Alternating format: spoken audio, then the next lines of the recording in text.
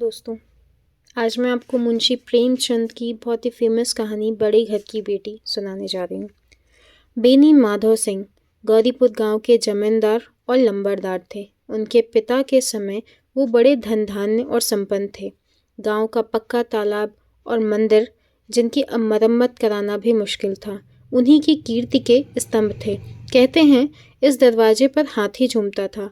अब उसकी जगह एक बूढ़ी भैंस थी जिसके शरीर में अस्थि पंजर के सिवा और कुछ शेष न था, पर शायद दूध बहुत देती थी, क्योंकि एक न एक आदमी हांडी लिए उसके सिर पर सवार ही रहता था। बेनी माधव सिंह अपनी आधी से अधिक संपत्ति वकीलों को भेंट कर चुके थे। उनकी वर्तमान आय 1000 रुपये वार्षिक से अधिक न थी। ठाकुर साहब के 2 बेटे थे। बड़े का नाम श्रीकंठ सिंह था। उनके बहुत दिनों के परिश्रम के बाद बीए की डिग्री प्राप्त की थी। अब एक दफ्तर में नौकर था। छोटा लड़का लाल बिहारी सिंह दोहरे बदन का सजीला जवान था। भरा हुआ मुखड़ा, चौड़ी छाती।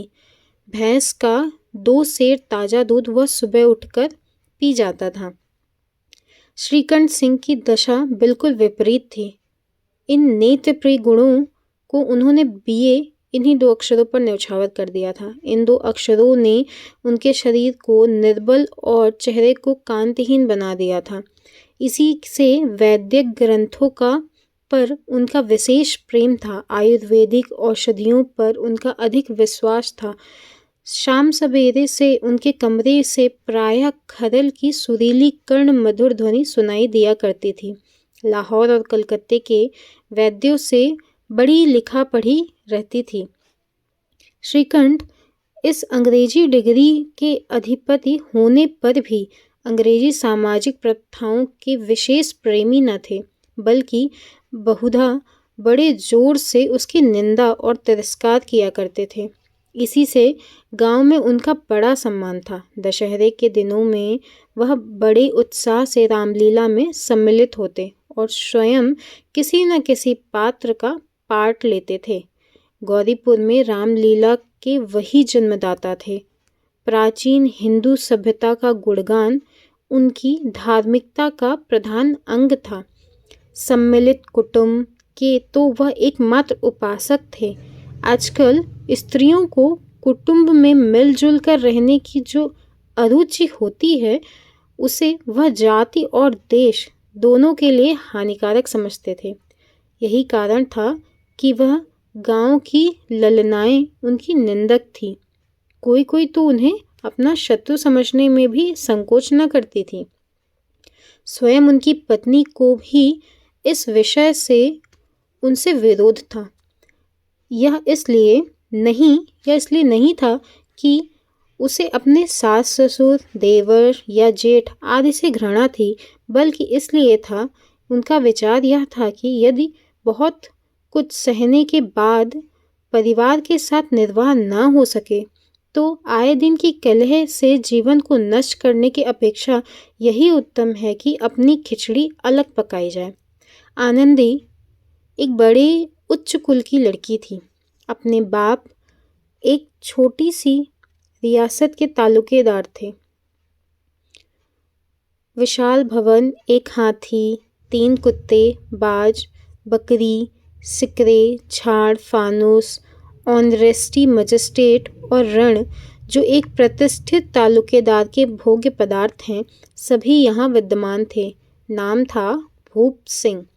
बड़े उदारचित्त और प्रतिभाशाली पुरुष थे, पर दुर्भाग्य से लड़का एक भी न था। 7 लड़कियां हुईं और देवयोग से सब की सब जीवित रहीं। पहली उमंग में तो उन्होंने 3 ब्याह दिल खोल कर किए, पर 15-20 हजार रुपए का कर्ज सिर पर हो गया तो आंखें खुली और हाथ समेट लिया।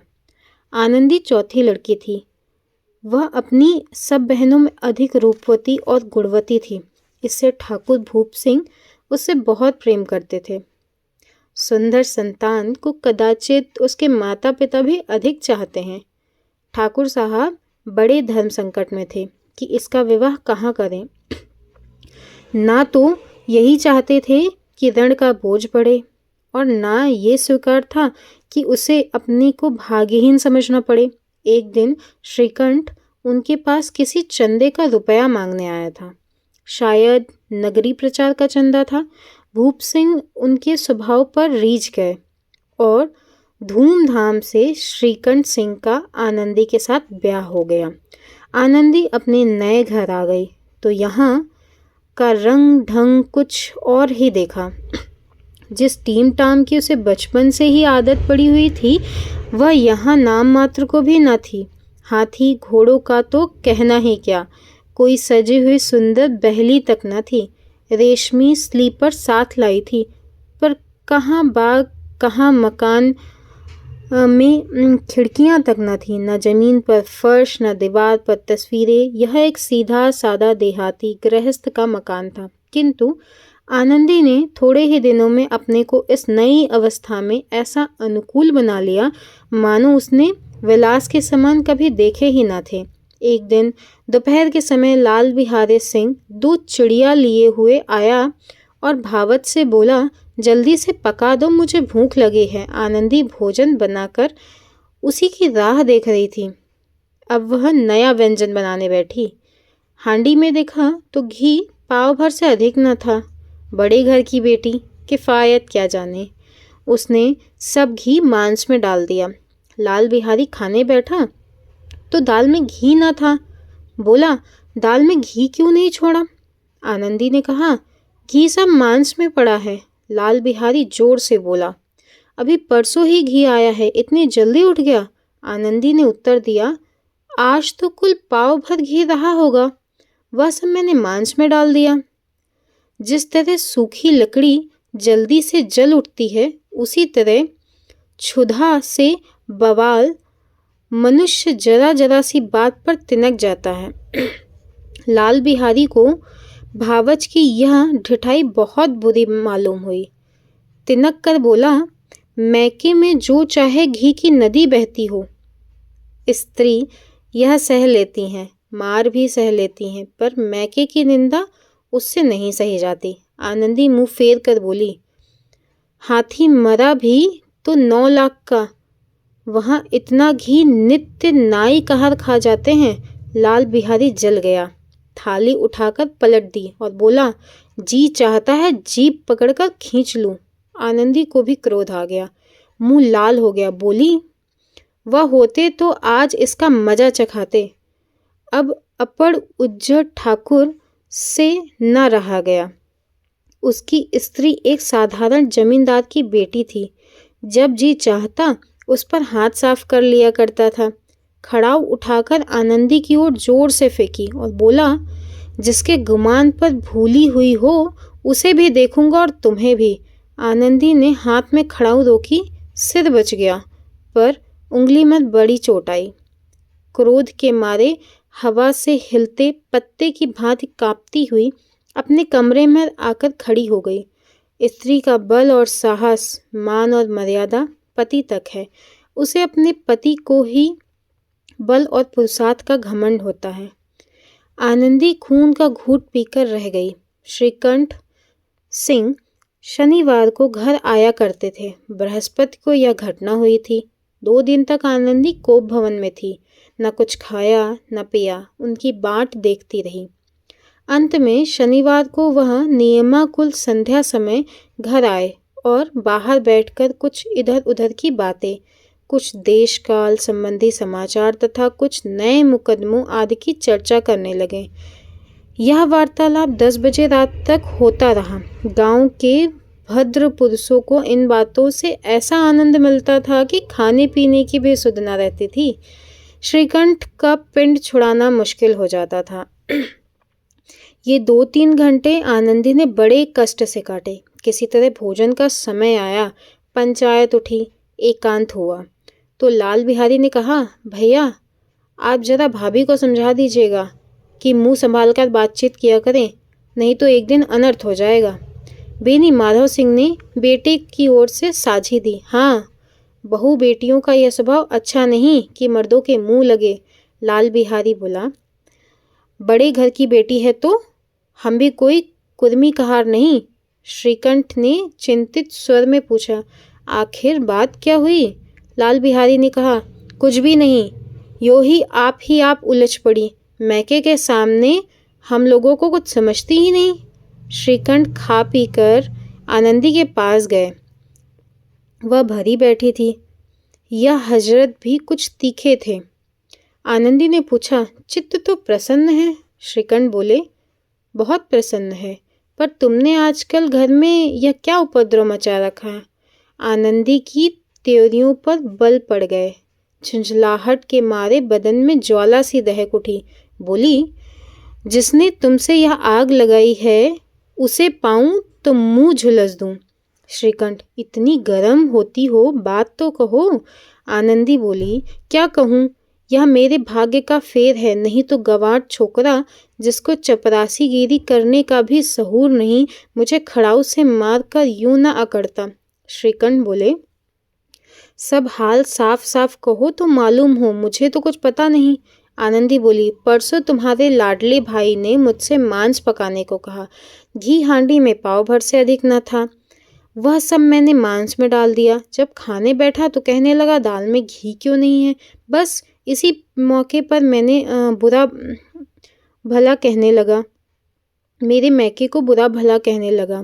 मुझसे ना रहा गया। मैंने कहा कि वह इतना घी तो नाई का हाथ खा जाते हैं और किसी को जान भी नहीं पड़ता। बस इतनी सी बात पर इस अन्यायी ने मुझ पर खड़ाऊ फेंक मारी।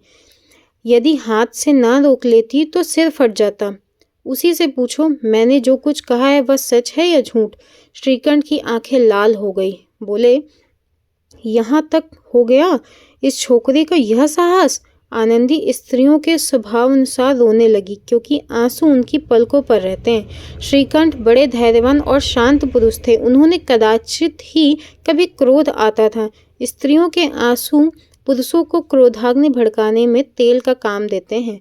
रात भर करवटें बदलते रहे। उद्विग्नता के कारण पलक तक नहीं झपकी। प्रातःकाल अपने बाप के पास जाकर बोले, दादा, अब इस घर में मेरा निबाह न होगा। इस तरह की विद्रोहीपूर्ण बातें कहने पर श्रीकंठ ने कितनी ही बार अपने कई मित्रों को आड़े हाथों लिया था, परंतु दुर्भाग्य आज उन्हें स्वयं ही वे बातें अपने मुंह से कहनी पड़ी। दूसरों को उपदेश देना कितना ही सहज है। बेनी माधव सिंह घबरा उठे और बोले, क्यों? श्रीकंठ, इसलिए कि मुझे भी अपनी मान प्रतिष्ठा का कुछ विचार है। अपने घर में अब अन्याय और हठ का प्रकोप हो रहा है। जिनको बड़ों का आदर सम्मान करना चाहिए वे उन्हें सिर चढ़ते हैं। मैं दूसरों का नौकर ठहरा घर पर रहता नहीं। यहाँ मेरे पीछे स्त्रियों पर खड़ाऊं और जूतों की बौछार होती है। कड़ी बात तक चिंता नहीं, कोई एक दो की कह ले वहाँ तक मैं सह सकता हूँ, किंतु कदापि यह नहीं हो सकता कि मेरे ऊपर से लात घुसे पड़े और मैं दम न मारूं। बेनी माधव सिंह कुछ जवाब न दे सके। श्रीकंठ सदैव उनका आदर करते थे। उनके ऐसे तेवर देखकर बूढ़ा ठाकुर अवाक रह गया। केवल इतना ही बोला, बेटा, तुम बुद्धिमान होकर ऐसी बातें करते हो। स्त्रियां घर इस तरह का घर नाश कर देती हैं। उनको बहुत सिर चढ़ाना अच्छा नहीं। श्रीकंठ बोला, इतना मैं जानता हूँ। आपके आशीर्वाद से ऐसा मूर्ख नहीं हूँ। आप स्वयं जानते हैं कि मेरे ही समझाने बुझाने से इसी गांव के कई घर संभल गए। पर जिस स्त्री का मान प्रतिष्ठा का है, मैं ईश्वर के दरबार में उत्तरदाता हूँ, उसके प्रति ऐसा घोर अन्याय और पशुवत व्यवहार मुझे असह्य है।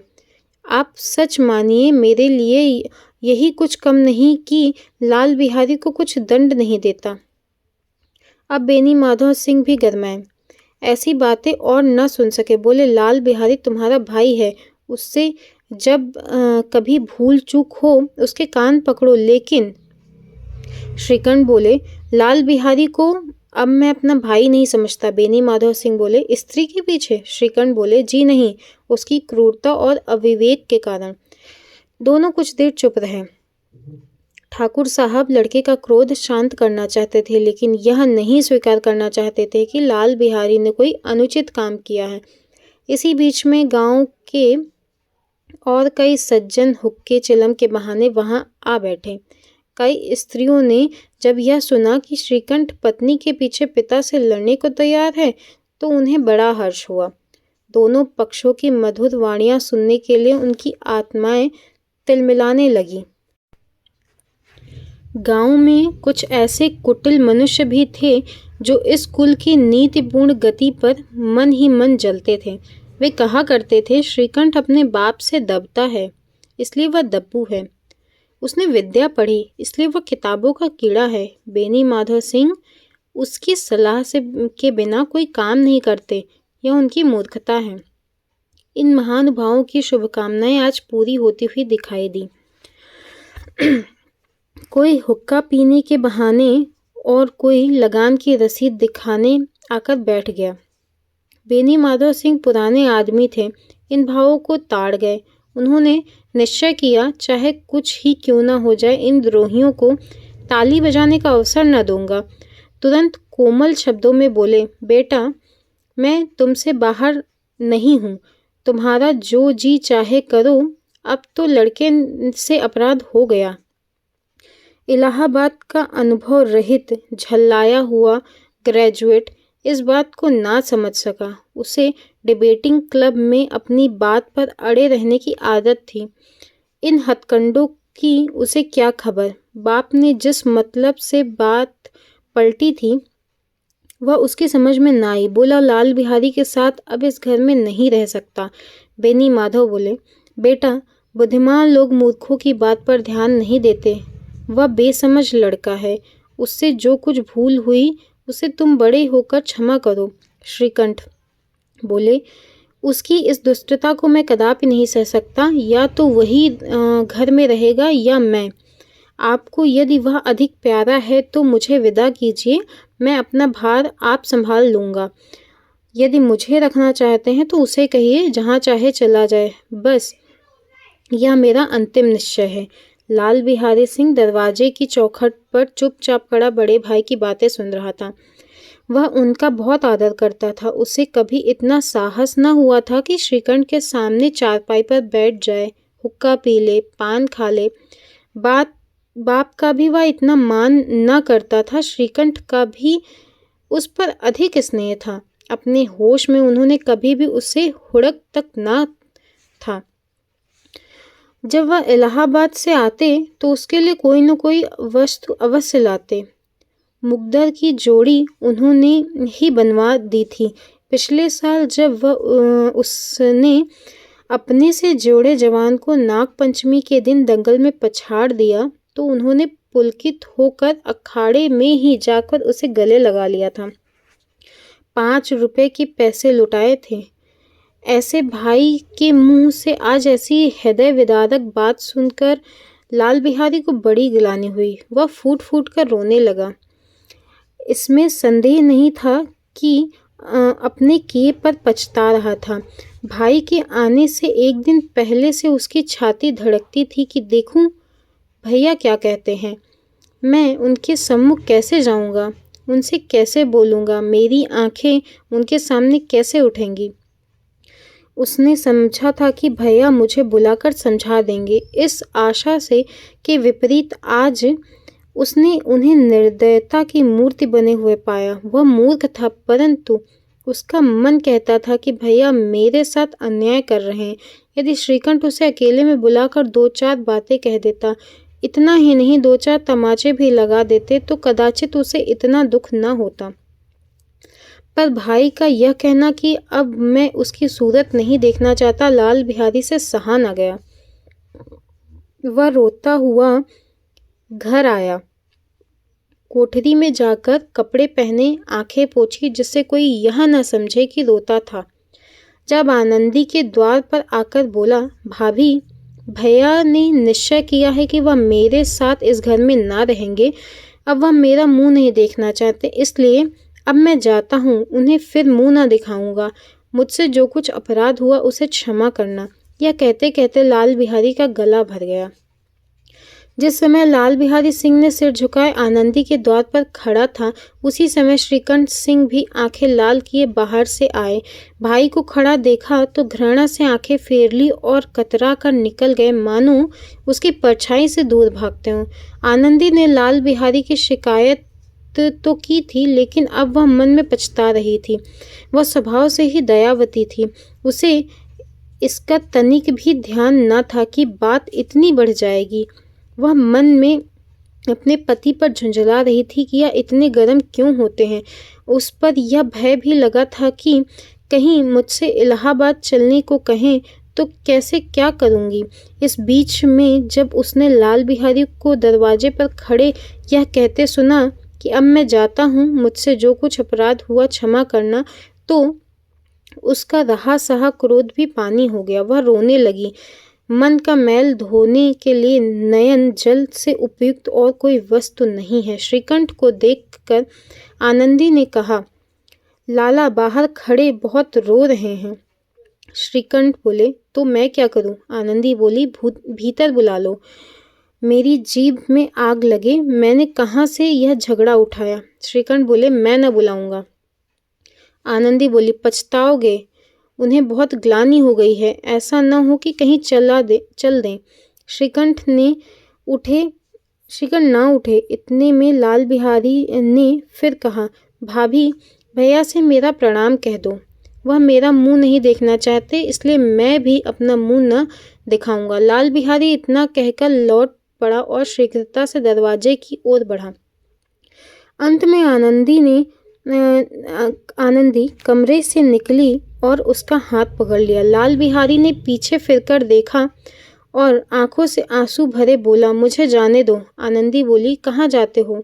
लाल बिहारी बोले, जहाँ कोई मेरा मुंह ना देखे। आनंदी बोली, मैं ना जाने दूंगी। लाल बिहारी बोले, मैं तुम लोगों के साथ रहने योग्य नहीं हूँ। आनंदी बोली, तुम्हें मेरी सौगंध, अब एक पग भी आगे न बढ़ाना। लाल बिहारी बोले, जब तक मुझे यह न मालूम हो जाए कि भैया का मन मेरी तरफ से साफ हो गया है, तब तक मैं इस घर में कदापि न रहूंगा। आनंदी बोली, मैं ईश्वर को साक्षी देकर कहती हूँ कि तुम्हारी ओर से मेरे मन में तनिक भी मैल नहीं है।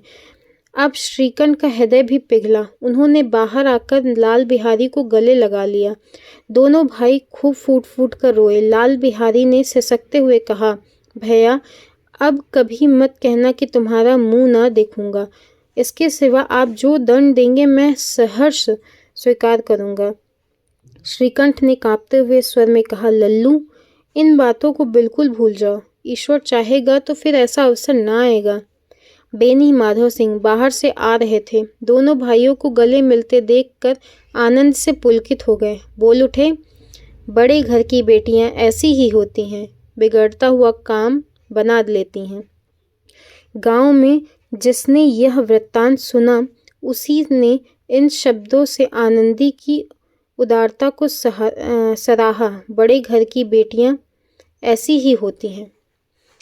धन्यवाद। आपको ये कहानी पसंद आई हो तो चैनल को लाइक कीजिएगा, सब्सक्राइब कीजिएगा और शेयर कीजिएगा।